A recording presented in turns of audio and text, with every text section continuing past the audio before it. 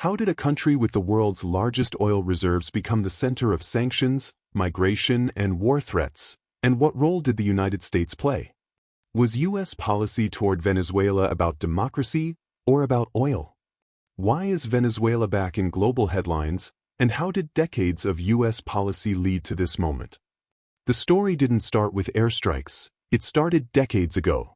And once you see the timeline, everything changes. In this video, we don't just cover what happened, we explain why it happened. If that's the kind of history you want, subscribe and turn on notifications. For decades, U.S. presidents pressured Venezuela through diplomacy, sanctions, and rhetoric. The relationship between the United States and Venezuela has been shaped by one word: oil. But oil alone does not explain why millions fled Venezuela, why sanctions tightened, why TPS became a lifeline for migrants, and why, in recent years, tensions escalated into open military confrontation. To understand the present, we must trace the past. From partnership to confrontation. This is the story of the United States and Venezuela. Before 1999, Venezuela was one of America's most important energy partners. U.S. oil companies operated freely. Under President Bill Clinton, Venezuela was not an enemy. It was a major oil supplier, a regional democracy, a strategic economic partner. Venezuelan crude powered American cars. U.S. companies operated freely. Diplomatic ties were stable, if not warm. During the Clinton administration, Venezuela was viewed as a reliable democracy and a strategic supplier in the Western Hemisphere. But beneath the surface, inequality and frustration were growing, setting the stage for political upheaval. In 1999, Hugo Chavez came to power promising a revolution. He nationalized oil, challenged U.S. influence, aligned with Cuba, Russia, and Iran. Washington saw Chavez as destabilizing. Caracas saw Washington as imperial. After a failed 2002 coup, blamed by Chavez on U.S. involvement, destroyed trust permanently. From this point forward, the relationship shifted from partnership to rivalry. It became a symbolic challenger. President Obama initially attempted engagement, but as protests grew and political freedoms declined, the U.S. responded with sanctions. Obama framed them as punishing officials, not people. But the precedent was set. Sanctions would become the primary tool of U.S.-Venezuela policy. In 2015, Venezuela was declared an extraordinary threat to U.S. national security, a legal justification for expanding sanctions. This was the turning point. Under President Trump, pressure became policy. Donald Trump's first term changed the tone. He did not hide his intentions. The U.S. sanctioned Venezuela's oil industry itself, cutting off the regime's main source of revenue. Juan Guaidó was recognized as Venezuela's legitimate president. He repeatedly said, "All options are on the table." The goal was regime change, without invasion. Instead, oil production collapsed. Inflation exploded. Food and medicine shortages intensified. Millions fled the country. U.S. indictments accused Venezuelan leadership of narco-trafficking.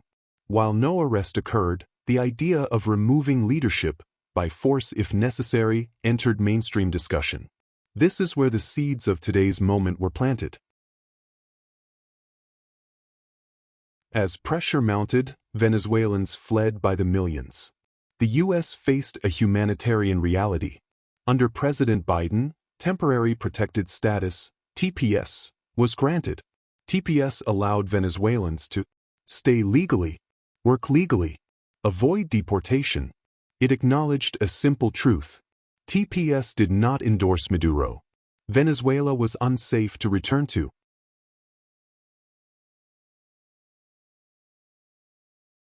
Biden sought balance. He pursued with limited engagement. He limited oil licenses, gave conditional sanction relief, tied diplomacy with elections. Chevron was allowed back under strict licenses. Sanctions were adjusted, then reimposed when elections faltered. The goal was pressure without total collapse. Engagement, but not recognition. The idea of U.S. control over Venezuela was explicitly rejected during this period. In 2025, Donald Trump returned to office. With Trump's return to office, policy hardened again. TPS extensions were revoked. Oil restrictions tightened again.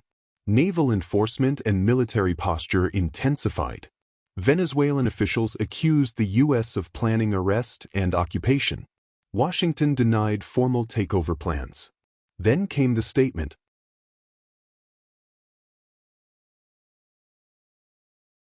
In the early morning of January 3, 2026, United States conducted airstrikes and a large-scale military operation inside Venezuela, including Caracas. Trump announced that Venezuelan President Nicolás Maduro and his wife Cilia Flores were captured and flown out of the country as a result of the action. Trump also said the operation was done in conjunction with U.S. law enforcement and announced that they would face charges in the United States. According to U.S. news reporting, President Trump said the United States would run Venezuela following the latest escalation. Trump framed this as temporary, necessary, a transition toward stability. But globally, the words landed differently. Running a country, even temporarily, signals a direct intervention, administrative control, a break from post-World War II norms. Legal experts immediately questioned international law, congressional authorization, precedent. World leaders warned this language alone could destabilize the region. Venezuelan officials called the attack an imperialist assault and demanded proof of life for Maduro and his wife.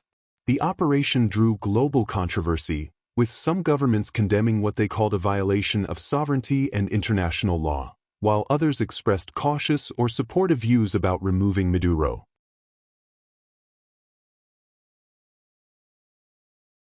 Latin American nations invoked sovereignty. Russia and China condemned intervention language. The UN urged restraint. Even allies expressed concern.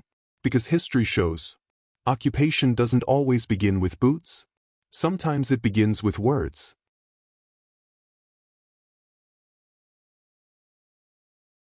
The U.S.-Venezuela relationship is not a single story. It is a cycle of power, pressure, people caught in between. And as long as oil flows, governments change, and migration continues. This story is not over. The question is no longer how we got here, but where it goes next. History doesn't end, it echoes. And the choices made today will shape Venezuela's tomorrow. Do you think U.S. actions made the crisis better or worse? Drop your perspective in the comments. I read everyone. Subscribe for the next chapter.